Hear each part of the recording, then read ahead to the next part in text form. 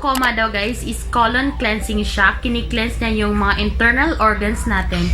And at the same time, tinutulungan niya yung mga taong palaging constipated, yung palaging bloated, na hindi normal yung pagpupo.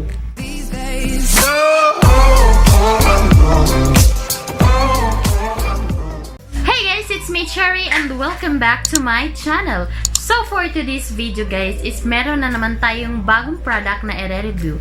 Pero before that, gusto ko lang sabihin sa inyo na lahat po ng i-share at babanggitin ko about this product is nagbabase lang din po ako sa aking karanasan at ang nagiging epekto sa akin. So ang product na i-share ko sa inyo guys is walang iba kundi ang Tocoma na food supplements. So ayan siya guys. So before we start our review about this product guys, is babasahin muna natin ang mga claims at ingredients ng product na ito. So, ang Tocoma is meron po siyang mixed fruits and vegetable powder with lemon flavor. At saka, 7 sachet times 10 grams. So, sa isang box, meron po siyang 7 sachet. Yung ingredients niya is meron po siyang oligosaccharide, apple powder, fruits and vegetable powder, oil palm powder, cabbage, guava, kiwi fruit, green pea, meron din siyang wheat fiber, oat bran, at saka lemon powder flavor. So, ang Tocoma guys is imported siya sa Hilol Pharma Corporation at saka manufactured by Alpha Active Industries. So, yun po yung mga ingredients ng Tocoma at saka babasahin naman natin yung directions kung paano natin siya iti-take. So, take 1 sachet 15 minutes before meal once or twice daily. Mix the content in a plastic tumbler with 150 ml of plain water. Shake well and consume immediately. So, yun po yung directions kung paano po natin siya inumin. So, ito siya guys. Ito yung pinaka-packaging niya. Ayan. Medyo sira na lang yung box. Ayan. Then, titingnan natin yung laman niya guys. Ganito siya. Meron pa pong 2 sachet na tira dito. Ayan. Ito siya guys. Ayan. Ito yung laman guys. Ito yung sachet. It contains 10 grams per sachet. By the way guys, hindi po ako mismo ang bumili ng product na ito. Galing po ito sa sister ko. Actually, yung binigyan ng sister ko is yung papa ko kasi meron pong uric acid ang papa ko. Mataas po ang uric acid niya. And at the same time, parang meron din siyang ulcer kagaya ko na meron akong GERD or gastritis at saka naga-heartburn din. So, binigyan po ni ate si Papa ng Tocoma. And then, ayun, ininom na ni Papa. Nakaubos ata siya ng 2 sachet or 3 ata. Then, sabi ni Papa is parang hindi siya hiyang. Kaya ayun, nag-stop na siyang uminom. Sabi niya, gagawa na lang siya ng mga herbal treatment for his uric acid. So, sabi ko sa Papa ko na, Pa, hindi mo na ba ubusin ang pag-inom nitong Tocoma? Sabi niya, hindi na. Sabi ko naman, try ko itong inumin pa kasi meron din po akong acid, nag-acid reflux ako, meron akong heartburn, GERD, gastritis, or ano pa dyan. So, yung first day kong pag-inom nitong Tocoma, guys, is before breakfast. Minom ako nito 30 minutes bago ako nag-breakfast. Then, after breakfast nun, guys, ayun, parang sumasakit or humihilab yung tiyan ko. Ayun, napupup na ako. At saka ako guys, sa isang araw is once lang talaga ako magpupup. Pero since nung ininom ko yung Tocoma guys, first day ko pa lang, sa isang araw is nakakapupo ako ng thrice. Yung regular pupo lang dati is once a day lang po. Pero no, nagiging thrice a day po siya. Then yung second day ko guys, uminom na naman ako 30 minutes before breakfast. So ayan guys, nakakapup ako noong mga tanghali siguro. Parang normal lang yung naramdaman ko. Pero feel ko parang may humihilap sa tiyan ko. Then nung pagkagabi guys, mga 7 PM ata, parang napupup na naman ako. Tapos ang saklap guys, ang nafe-feel ko is parang ang sakit ng tiyan ko. Yung parang akala ko dinadatnan na naman ako.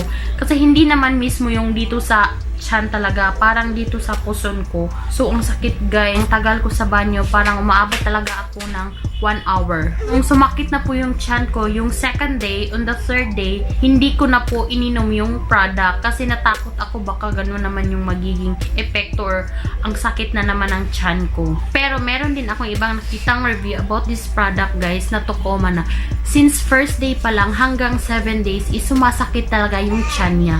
Pero hindi naman yung tipong sakit na sobrang sakit ng parang mamamatay ka na. Feel mo na masakit siya pero parang carry lang. Sabi ng iba guys is nakakapayat daw or nakakaliit ng tiyan ang Tocoma. Kasi nga nagka-cleanse siya, kine-cleanse niya yung internal organs mo. Para sa akin, oo, nakakapayat siya, nakakaliit siya ng tiyan. Kasi nga bawas ka ng bawas.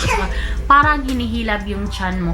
Siguro yung mga day na yun is nagre-react lang siya kasi bago ka pa lang. Siguro kung tinuloy ko yun ng mga 1 month, nagiging okay na siya. Kaya lang hindi ko siya tinuloy. Kasi wala talaga akong plan na bumili na ng product na ito. Tinry ko lang kasi sa ate ko to. So yung time na yun na nag-stop ako, ewan ko lang, nag-stop lang ako. Gusto ko lang. Kasi wala talaga akong balak na uminom ng product na ito. Umiinom lang ako kasi tinatry ko kasi hindi po inumbos ng papa ko. Pero guys, kung gusto nyong itry ang product guys, nasa sa inyo yun. Basta yun yung nagiging epekto sa akin. At saka yung ibang nakikita ko ng review is pareha kami ng nagiging epekto. Pero yung iba naman guys is hindi naman sumasakit yung tiyan nila.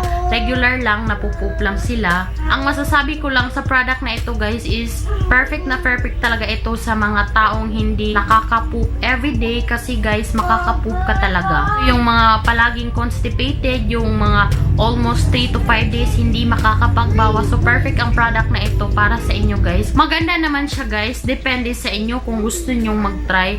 Marami din akong mga nakikitang mga good feedbacks about this product. At saka yung iba sabi nila lumiliit talaga yung tiyan nila kasi nga nakakabawas ka everyday. At saka hindi lang once a day ka nakakabawas, yung iba is nasa thrice or pang-apat na beses makabawas sa isang araw. Depende lang yun sa tao guys, depende lang yung sa katawan natin kasi iba-iba naman tayo ng immune system, iba-iba yung function ng ating katawan. Pero guys, kung namamahalan kayo sa product na ito, depende na lang sa inyo guys. Pero pag gusto nyo talaga, kung may budget kayo, pwede kayong bumili. Kasi ang pagkakaalam ko sa product na ito is more than 1,000 pesos siya sa isang box na for 7 days lang. Hindi ako sure guys, try nyo lang i-research. Kasi hindi naman ako nagtanong sa ate ko kung magkano ang product na ito. Basta yung honest review ko sa product na ito guys is maganda siya. Kaya lang hindi ko siya tinuloy. Hindi ko ma-share sa inyo yung mga final na nangyari sa akin, kung ano talaga yung nagiging epekto. Kasi 2 days ko lang siyang ininom. Hindi naman talaga ako sobrang fan sa mga ganitong product guys. Kaya ko lang naman yung na-try kasi free siya. Para sa akin guys is hindi naman po ako constipated. Araw-araw po akong nakakapag-poop. Normal po yung pagpupoop ko. So ito guys, siguro para ito sa mga taong constipated, yung hindi madalas nakakapoop. Kapag kumakain tayo, magpupoop din tayo. Like for example, sa isang araw 3 beses tayong kumakain, dapat 3 beses din daw tayong magpupoop. Para sa akin guys, hindi ko rin masasabi na nakakawala siya ng GERD or gastritis kasi nga 2 days ko lang siyang na-try, hindi ko po siya inubos.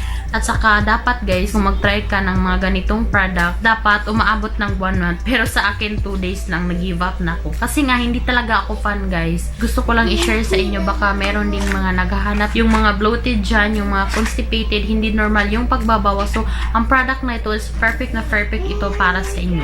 Ang alam ko guys, hindi ito siya mabili-bili sa mga drugstore. Siguro mabibili mo ito sa mga distributor, like ng ate ko, distributor siya. Pwede kayong mag-message sa Facebook or pwede kayong mag-search sa Facebook ng Tocoma. So, lalabas dyan yung Tocoma na product. So, kung gusto nyo mag-order, doon lang kayo mag-order. So, that is the end of our video, guys. Sana naman nakatulong ang video na ito para sa inyo. At saka, kung isa ka sa nakatry ng uminom nitong Tocoma, i-comment mo lang sa baba, guys, para mabasa din ng ibang viewers natin. So, maraming salamat sa panonood, guys. Sana naman nagustuhan nyo ang video na ito. At saka, sa mga hindi pa nakakapag-subscribe, please, mag-subscribe na po kayo at saka i-click nyo na rin yung notification bell para ma-update kayo sa mga bago nating uploads. Thank you so much for watching guys. Bye! See you on my next video.